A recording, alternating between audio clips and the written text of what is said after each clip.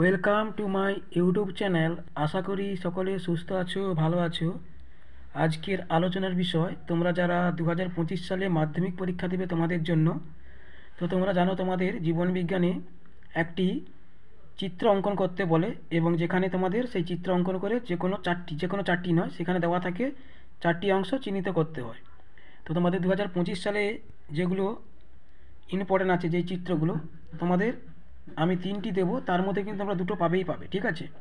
তো তোমরা দেখে নাও কোন চিত্রগুলো এবছর অর্থাৎ 2025 সালে তোমাদের মাধ্যমিকের জন্য ইম্পর্টেন্ট আছে, ঠিক আছে? তো প্রথমে তোমাদের যে চিত্রটা দেবে সেটি হচ্ছে চোখের চিত্র দেবে, ঠিক আছে? তো তোমাদের বলে দেবে যে মানুষের চোখের অক্ষিগোলকের লম্বচ্ছেদের একটি পরিচ্ছন্ন চিত্র অঙ্কন করে বলে তোমাদের চারটি অংশ দেবে, সেই চারটি অংশে চিহ্নিত করতে হবে। তো আমি তোমাদের দেখিয়ে দিচ্ছি, এই যে চিত্রটা, তোমাদের কিন্তু সবগুলোই চিহ্নিত করে জানতে হবে, ঠিক আছে? কারণ পরীক্ষায় কোন চারটি দেবে সেটা কিন্তু তোমরা জানো না, তাই তোমাদের সবগুলোই দেখে যেতে হবে, ঠিক আছে? যেমন এখানে লেন্স, তারপর হচ্ছে কর্নিয়া, ক্লোরয়েড, রেটিনা, অন্ধবিন্দু, এইগুলো সমস্ত কিছু দেখে যেতে হবে, ঠিক আছে? আর 2 নম্বর যে চিত্রটা আছে সেটা হচ্ছে তোমাদের প্রাণীকোষের মাইটোসিস বিভাজনের যে দশাগুলো আছে তার মধ্যে মেটাফেজ দশা, ঠিক আছে?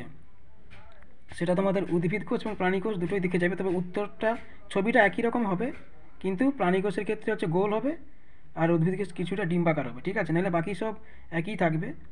সেন্ট্রোমিয়ার, তারপরে মেরু অঞ্চল, এগুলো সব একই থাকবে, শুধুমাত্র আকৃতিটা আলাদা হবে। তারপরে তোমাদের যেটা আছে সেটা হচ্ছে প্রতিবর্ত পথের একটি চিত্র, এই যেটা আমি দেখিয়ে দিচ্ছি এইটা। তো এটাও তোমাদের এবছরের জন্য ইম্পর্টেন্ট আছে 2025 সালে। তো এই তিনটি তোমরা করে গেলে অবশ্যই তোমাদের একটি পেয়ে যাবে, তবে চোখটা একদম 100% তোমরা চোখ পেয়ে যাবে, এটা এবছরের জন্য 25 সালে খুবই ইম্পর্টেন্ট, ঠিক আছে? তো এগুলো তোমরা ভালো করে এখন থেকেই প্র্যাকটিস করো, তবে তোমরা সবগুলো অংশগুলো চিহ্নিত করো, শিখে যাও, কারণ পরীক্ষায় কোন চারটা আসবে সেটা তোমরা জানতে পারবে না, তাই তোমাদের সমস্তগুলো করে যেতে হবে। তো আজকে থাক, সকলে ভালো থেকো, সুস্থ থেকো, ধন্যবাদ।